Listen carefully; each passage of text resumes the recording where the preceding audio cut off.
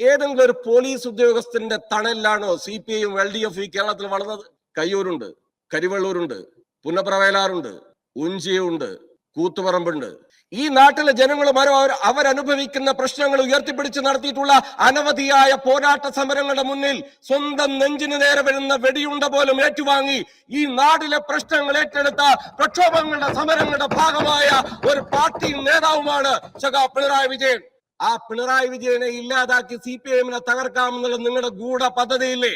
കേരളത്തിലെ ജനങ്ങൾ 8 നിലയിൽ പൊട്ടിക്കും. ഈ അടിയന്തര പ്രമേയം മതനിരപേക്ഷ ജനാധിപത്യ കാഴ്ചപ്പാടുള്ള കേരളത്തിലെ മതനിരപേക്ഷ ജനാധിപത്യ മൂല്യങ്ങൾ ഉയർത്തിപ്പിടിക്കുന്ന അതിന്റെ മുഖ്യമന്ത്രിയായ ശ്രീ പിണറായി വിജയനെയും ഈ ഗവൺമെന്റിനെയും ബോധപൂർവ്വം ആക്ഷേപിക്കാൻ ഗൂഢശ്രമത്തിന്റെ ഭാഗമായിട്ടാണ് UDF കൊണ്ടുവന്നത്. അങ്ങേയറ്റ അവജ്ഞയോടെ കേരളീയ സമൂഹം ഇത് തള്ളിക്കളയും.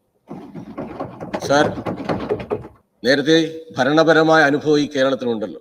സെൻകുമാർ എന്ന DGPയെ ഇടതുപക്ഷ ജനാധിപത്യ മുന്നണി ഗവൺമെന്റ് DGP സ്ഥാനത്ത് നിന്ന് മാറ്റി. അന്ന് നിയമസഭയിൽ അന്ന് പ്രതിപക്ഷം ഉണ്ടാക്കിയിട്ടുള്ള വലിയ കോലാഹലമുണ്ട്.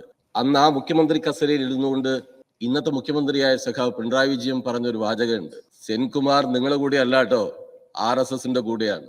ആ സെൻകുമാറിന് വേണ്ടി നേരത്തെ ഇവിടെ പറഞ്ഞു, സുപ്രീം കോടതിയിൽ പോയി വാദിച്ച് നിലനിൽക്കുന്ന സർവീസിന്റെ ചട്ടവും റൂളും അനുസരിച്ച് സെൻകുമാർ അതേ DGP സ്ഥാനത്തേക്ക് തിരിച്ചെത്തി. സർ, നിയമപരമായി പ്രവർത്തിക്കുന്ന ഒരു ഗവൺമെന്റിന് രാജ്യത്ത് നിലനിൽക്കുന്ന ഭരണഘടനയും നിയമാനുസൃതമായിട്ടാണ് നടപടി സ്വീകരിക്കാൻ പറ്റുക. കേരളത്തിലെ പൊതുസമൂഹത്തിന് ഇത് അറിയാം.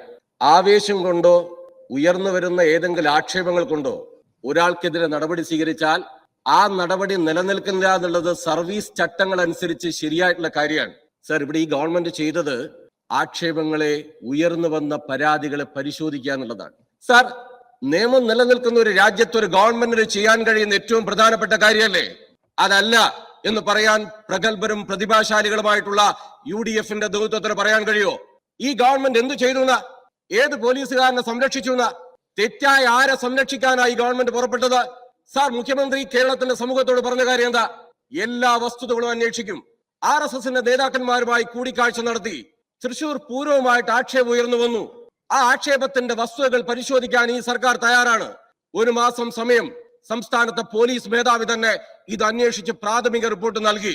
പ്രാഥമിക റിപ്പോർട്ട് നൽകിയതിന്റെ തൊട്ടടുത്ത ദിവസം ഏത് പോലീസുകാരനാണ് നോക്കിയിട്ടില്ല, ആ സ്ഥാനത്ത് നിന്ന് മാറ്റി പിണറായി വിജയന്റെ ഈ സർക്കാർ.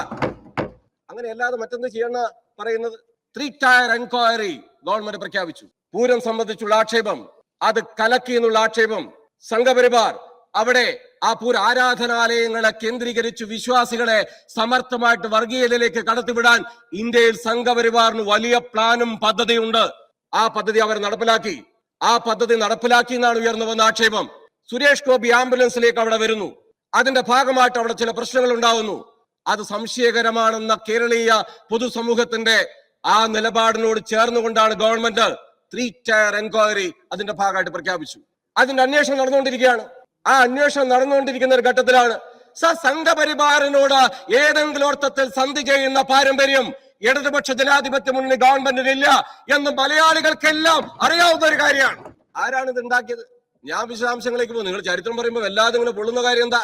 ഇന്ത്യയിലെ ആദ്യത്തെ നെഹ്റു മന്ത്രിസഭയിൽ ഇന്ത്യൻ സ്വാതന്ത്ര്യ സമരത്തിന്റെ ഭാഗമായിട്ട് ഒരു ദിവസം പോലും ജയിലിലോ പ്രക്ഷോഭത്തിന്റോ ഭാഗമല്ലായിരുന്ന ഡോക്ടർ ശ്യാമപ്രസാദ് മുഖർജി വന്നത് മുതൽ ആരംഭിക്കുന്നുണ്ട് ഇന്ത്യയിലെ കോൺഗ്രസിന്റെ സംഘപരിവാറിന്റെ ബന്ധം.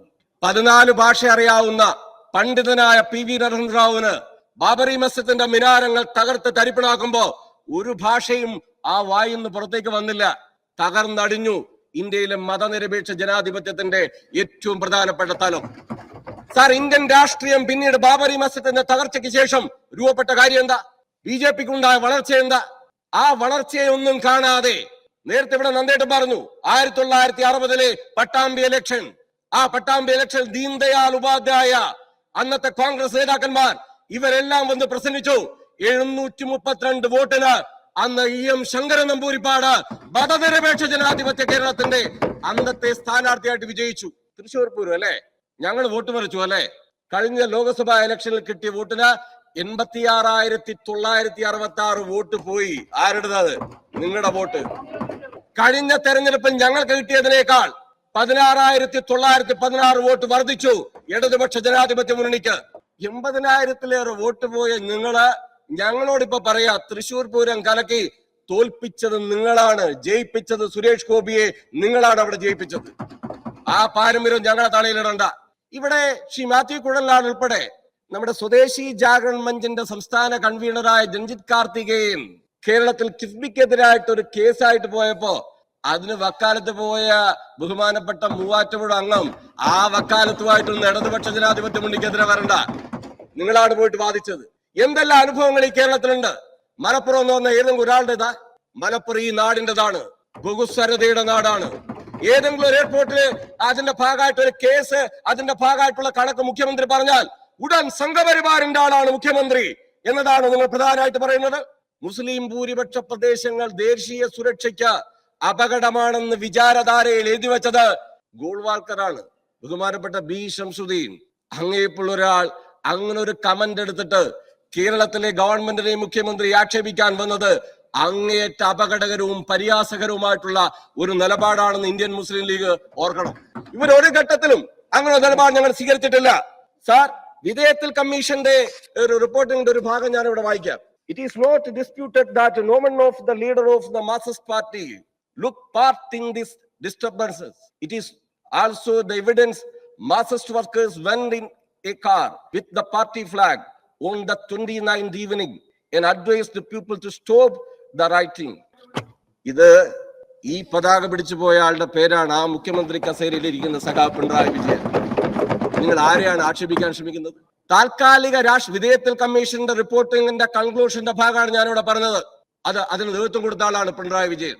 സർ, കേരളത്തിലെ മുഖ്യമന്ത്രിയെ ടാർണിഷ് ചെയ്ത് അദ്ദേഹത്തെ ആക്ഷേപിച്ച് അപമാനിച്ച് ഈ ഗവൺമെന്റിനെ കേരളത്തിലെ ഒരു തുടർ ഭരണത്തിന് നിങ്ങളുടെ തന്ത്രം ഞങ്ങൾക്ക് നന്നായിട്ട് അറിയാം. ഈ അടിയന്തര പ്രമേയം, ആ അടിയന്തര പ്രമേയത്തിലൂടെ കേരളത്തിലെ ഇടതുപക്ഷ മുന്നണി ഗവൺമെന്റ് ഏതെങ്കിലും ഒരു പോലീസ് ഉദ്യോഗസ്ഥന്റെ തണലിലാണോ CPIയും LDF ഈ കേരളത്തിൽ വളർന്നത്? കയ്യൂരുണ്ട്, കരിവള്ളൂരുണ്ട്, പുന്നപ്രവേലാറുണ്ട്, ഉഞ്ചിയുണ്ട്, കൂത്തുപറമ്പുണ്ട്.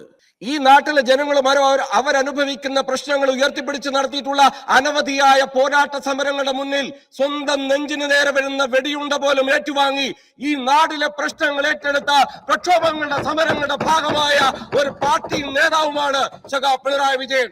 ആ പിണറായി വിജയനെ ഇല്ലാതാക്കി CPIഎമ്മിനെ തകർക്കാമെന്നുള്ള നിങ്ങളുടെ ഗൂഢ പദ്ധതിയില്ലേ? കേരളത്തിലെ ജനങ്ങൾ 8 നിലയിൽ പൊട്ടിക്കും എന്ന കാര്യത്തിൽ നിങ്ങൾ വിചാരിക്കേണ്ട. നിങ്ങൾ എന്താ ഉദ്ദേശിക്കുന്നത്? പരിധി വിട്ട് നിങ്ങൾ പോവാണ് കേരളത്തിൽ UDF. അങ്ങേറ്റ അപകടകരമായ നിലയിലാണ് നിങ്ങൾ കാര്യങ്ങൾ ചെയ്യുന്നത്. ഒരു ഉദ്യോഗസ്ഥന്റെയും സഹായത്തിൽ വളർന്ന പാർട്ടിയല്ല CPIഎം. ഏതെങ്കിലും ഉദ്യോഗസ്ഥന്റെ ദയാവായ്പിൽ ഉണ്ടായ പാർട്ടിയോ അല്ല. വസ്തുതകൾ പരിശോധിക്കും, ശരിയായ നിലപാടുകൾ സ്വീകരിക്കും. അതാരായാലും ശരി, ഈ ഗവൺമെന്റ് അത് തെളിയിച്ചിട്ടുണ്ട് സാർ.